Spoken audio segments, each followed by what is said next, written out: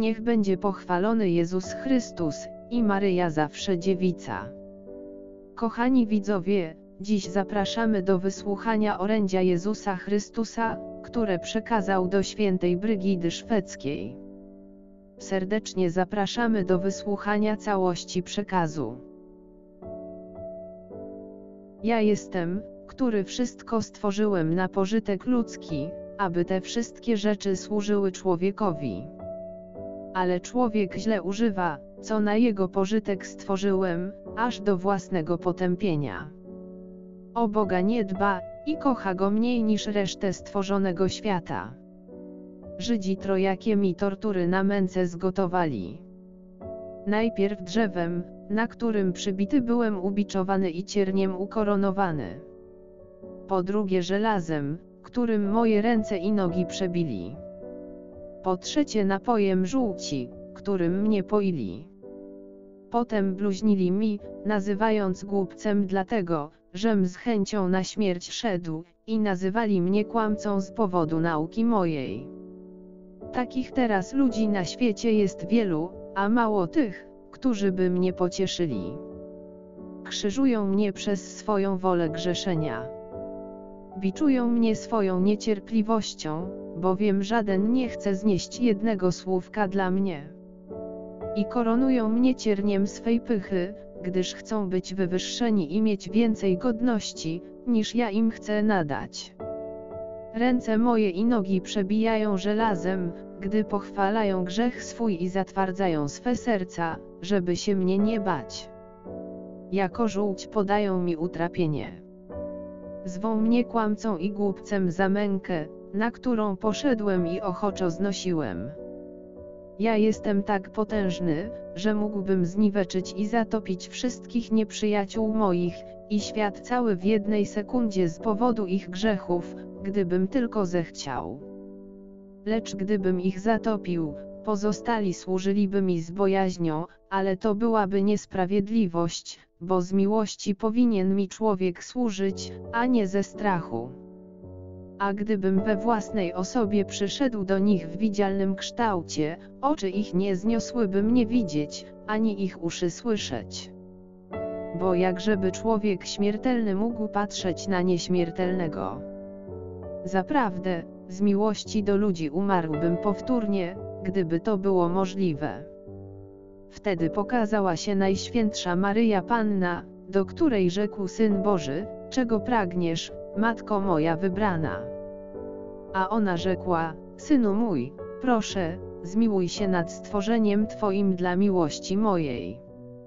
A on odpowiedział: jeszcze raz okażę im miłosierdzie, ze względu na Ciebie. Potem mówił Pan do swej oblubienicy: ja jestem Bóg i Pan aniołów. Jestem Panem nad życiem i śmiercią. Ja sam chcę mieszkać w sercu Twoim. Oto zobacz, jak wielką mam miłość ku Tobie. Niebo i ziemia, i wszystkie rzeczy na ziemi i w niebie nie mogą mnie ogarnąć, a jednak w sercu Twoim, które niczym innym nie jest jak małym kawałkiem mięsa, mieszkać chcę. Kogo się tedy możesz obawiać i czego potrzebować, jeśli masz w sobie Boga Wszechmocnego, w którym są wszystkie dobra? W sercu, w którym mieszkam, mają być 3 rzeczy. Łóżeczko, na którym odpoczywać będziemy, stołeczek, na którym siedzieć możemy, i lampka, która da nam światło. W sercu Twoim niech będzie łóżeczko, w którym odpocząć będziesz mogła od myśli złośliwych i rządz świata, a zawsze rozważała wesele wieczne. Stołeczek ma być Twoją wolą bycia blisko mnie, nawet jeśli przytrafia się czasem wyjść. Jest bowiem przeciwko naturze zawsze stać lub siedzieć. Ten zawsze stoi, kto ma ustawiczną wolę być ze światem, a ze mną nigdy nie przesiadywać. Światło ma być wiarą, przez którą wierzysz, że wszystko mogę uczynić i żem jest wszechmocny nade wszystko. Ja przy śmierci mej miałem 3 rzeczy. Naprzód wiarę, kiedym klęcząc na kolanach swoich modliłem się, wiedząc, że Ojciec mój mógłby wybawić mnie od męki. Po wtóre miałem nadzieję, gdy tak spokojnie oczekiwałem i mówiłem, nie jako ja chcę, Ojcze. Po trzecie miałem miłość, kiedy mówiłem, niech się stanie wola Twoja. Ja również cierpiałem na ciele z naturalnego strachu przed nadchodzącą męką, kiedy krwawy pot wyszedł z ciała, dlatego, aby przyjaciele moi, gdy na nich przychodzi jakie utrapienie, nie lękali się opuszczenia. Ja pokazałem im przeze mnie, że ciało słabe i ułomne jest, zawsze się chroni przed cierpieniem i wszelkimi trudnościami. Ale możesz pytać, jak wyszedł pot krwawy z ciała mego? Tak, jak gdy w chorym człowieku krew w żyłach zasycha i niszczeje, tak z naturalnej boleści z powodu zbliżającej się śmierci, krew moja niszczała.